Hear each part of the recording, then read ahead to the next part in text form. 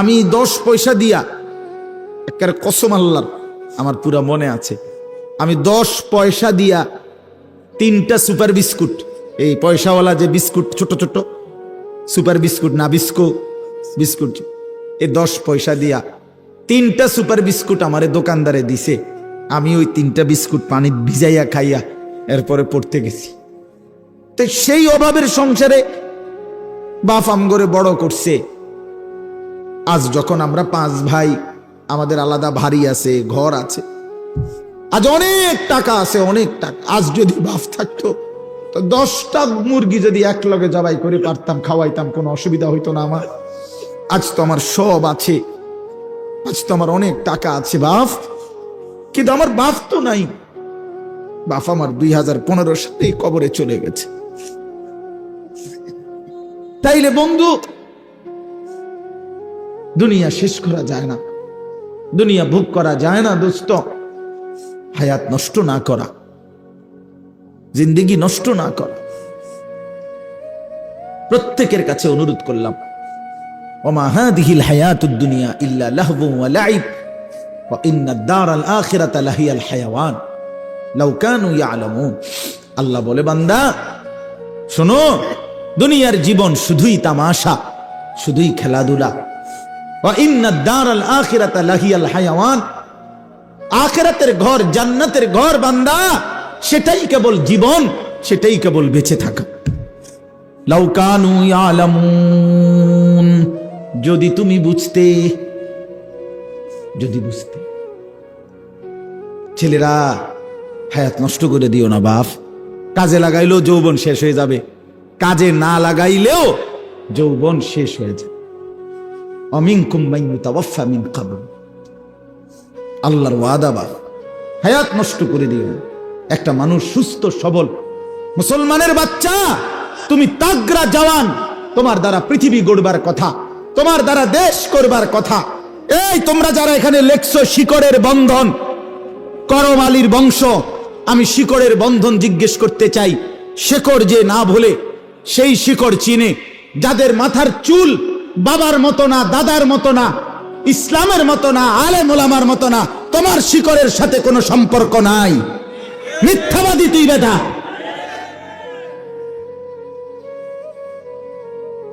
তোর বাবা কোনোদিন এই চুল রাখে নাই।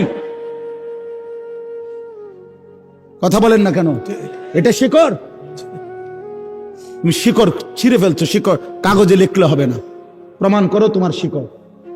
তোমার দাদা দিন রাত, তোমার দাদা মোবাইলে উলঙ্গ ছবি দেখতো না? এই বেটা, কথা কয় না কেন ছেলেরা? তোমার বাপ দিবানিশি মোবাইলে উলঙ্গ ছবি দেখতো, তো তুমি যে সারা দিন সারা রাত মোবাইলে উলঙ্গ ছবি দেখো, সারা দিন এটা টিপো, এটা নি শেকড়? কোথায় তোমার শেকড়? কই? আমার শেকড়ের বন্ধন আছে। আমার বাপকে দেখছি আজীবন পাঞ্জাবি গায়ে দিছে, আমি পাঞ্জাবি গায়ে দিই। আমার বাপ আজীবন টুপি মাথায় দিছে, আমার টুপি আছে। আমার বাপ আজীবন দাড়ি রাখছে, আমার দাড়ি আছে। আমার বাপ আজীবন মিসওয়াক করছে, আমার মিসওয়াক আছে। আমার বাপ আজীবন টয়লেট পেপার ব্যবহার করছে, আমার টয়লেট পেপার আছে। আমার বাপ আজীবন তসবি ব্যবহার করছে, আমার কাছে তসবি আছে, ওই যে তসবি এনে থুইলাম। আমার বাপ আজীবন আতর ব্যবহার করতেন, আমার কাছে আতর আছে। আমি শেকড়ের বন্ধন আছি আমার। তোমার শেকড়ের বন্ধন তুমি বলো, বলো মিয়া, তোমার ইসলাম তুমি বুঝায় দাও, তোমার বাপকে বলো।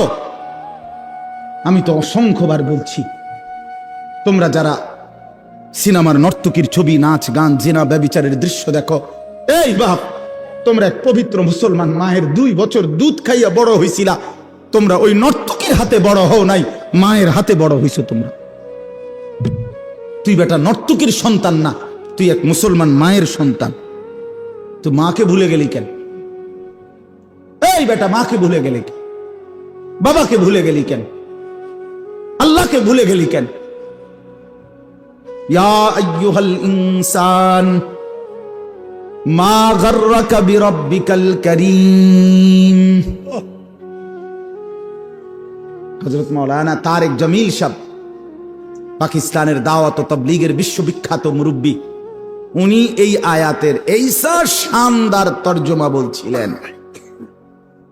উনি উদাহরণ দিছিলেন যে এক মা, এই যে এই ভাই, তো এক মা যদি তার সন্তানকে এইভাবে বুকের কাছে জড়ায় ধরা, মা যদি চোখের পানি ফেলে বলে, বাপ আজকে 6টা মাস মারে ছাড়া কেমনি থাকলি রে বাপ।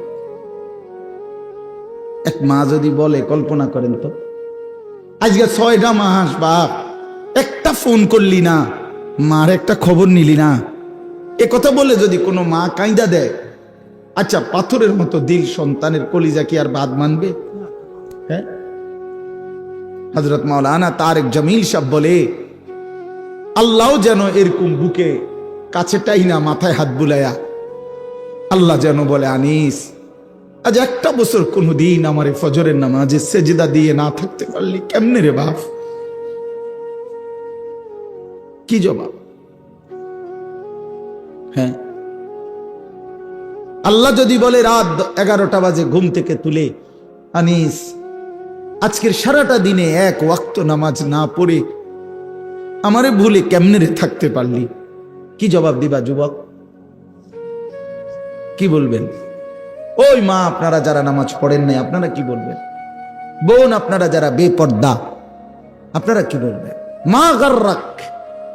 মা গাররাকা বিরাব্বিকাল কারীম।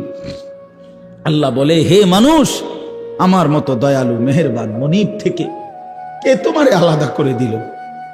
আমার চাইতে ভালো কোথায় পাইলা? এত বড় আসমান দিয়ে যে মনিব আমি তোমাদেরকে লালন করছি, আমার চাইতে দয়ালু মনিব কই পাইলা? এত বড় জমিন, ওয়াস-সামাআ বানাইনাহা বিআইদিন ওয়া ইন্না লামুসিউন। আল্লাহ বলেন, বিস্তীর্ণ এই আসমান তো আমি আল্লাহ আমার নিজ কুদরতি হাতে বানিয়েছি। ওয়াল আরদা ফারাশনাহা ফানি'মাল মাহিদুন। আল্লাহ বলে, পায়ের নিচের এই জমিন তো বান্দা আমি আল্লাহ নিজে বিছিয়ে দিয়েছি। কে বিছাইছে? বলেন সবাই। আসমান কে করেছে? এত বড় আসমান, এত বড় জমিন দিয়ে বান্দা আমি তোমাকে লালন করছি, আমার চাইতে দয়ালু মনিব তুমি কই পাইলা? যুবক বলো, ভাইয়া বলো বলো। ওই হারামখোর বাবারা বলে, সুদের লেনদেন যারা করেন আল্লাহকে ছেড়ে দিলেন কেন? একটা ওয়াক্ত নামাজ যারা পড়েন না আল্লাহকে ছেড়ে দিলেন কেন? কেন? আল্লাহর চাইতে উত্তম কাকে পেলেন? আল্লাযী খালাকাকা ফাসাওয়াকা ফাআদালাক। আল্লাহ বলে, তোকে বানিয়েছি আমি, তোকে সাজিয়েছি আমি, তোর দেহের অঙ্গ প্রত্যঙ্গ লাগাইছি আমি। তোর মাকে জিজ্ঞাসা কর, মা আমার নাক লাগাইছে যেদিন আপনি জানতেন কিনা? আমার হাত লাগাইছে যেদিন আপনি জানতেন কিনা? মা বলবে, না রে ফুত, আমি কিছুই জানতাম না, আমি শুধু জানতাম আমার গর্ভ, আমার পেটে সন্তান আছে, আমি এতটুকুই জানতাম। আল্লাহ বলে, মা তুই ঘুমা, তোর পেটে রাইখাই আমি আল্লাহ যথোপযুক্ত সময়ে তোর সন্তান গড়ে দিচ্ছি। ওয়ালাকাদ খালাকনাকুম সুম্মা সাওয়ারনাকুম। আল্লাহ বলে, বানাইছিও আমি, সাজাইছিও আমি। বাহ! মা জানে না, বাবা জানে না, কেউ জানে না। কেউ জানে নাক লাগাইছে কোন দিন, কান লাগাইছে কোন দিন? কেউ জানে? জানে শুধু কে? আল্লাহ। সেই আল্লাহকে কেন ভুলে যাওয়া বাপ? কেন? আজকের থেকে সিদ্ধান্ত নিন, আল্লাহকে নারাজ করব না ইনশাআল্লাহ। যুবক ভাই বলো না, নওজোয়ান বলো, এই চুল কাইটা ফেলো, চুল কাইটা ফেলো। বন্ধু মনে রাখো, এই চুল, এই সামনে ডানে বামে বড় চুল যাদের, আল্লাহর দোহাই, এই চুল থাকা অবস্থায় তুমি দাজ্জাল থেকে বাঁচতে পারবা না, তোমার ঈমান বাঁচবেন একেবারে আল্লাহর কসম। আমি বন্ধু যদি বলো তোমার বুকে জড়াই এক ধরে কইতে আমি রাজি, তুমি বাঁচতে পারতাম। যদি এই চুল থাকা অবস্থায় দাজ্জাল বের হয়, তুমি ঈমান বাঁচাইতে পারতাম। এই চুল থাকা অবস্থায় যদি তোমার ইমাম মাহাদি বের হয়, তুমি উনার পক্ষে যাইতে পারতা না। এই চুল সরাসরি দাজ্জালের অনুসারীদের চুল, ঠিক আল্লাহর কসম। রাসূলুল্লাহ সাল্লাল্লাহু আলাইহি সাল্লাম দাজ্জালের যতগুলো বর্ণনা দিয়েছেন, তন্মধ্যে দাজ্জালের চুলের বর্ণনা প্রত্যেক হাদিসে যতবার নবীজি দাজ্জালের চেহারার বর্ণনা দিছে, ততবার চুলের কথা কইছে। কেন কইলেন এত গুরুত্ব দিয়ে? নবী সাল্লাল্লাহু আলাইহি সাল্লাম। হ্যাঁ বাপ, এই জন্য দুশ্মন কৌশল করে এই চুল বর্তমান মুসলিম যুব সমাজের কাছে ব্যাপক পরিচিত করে দিছে।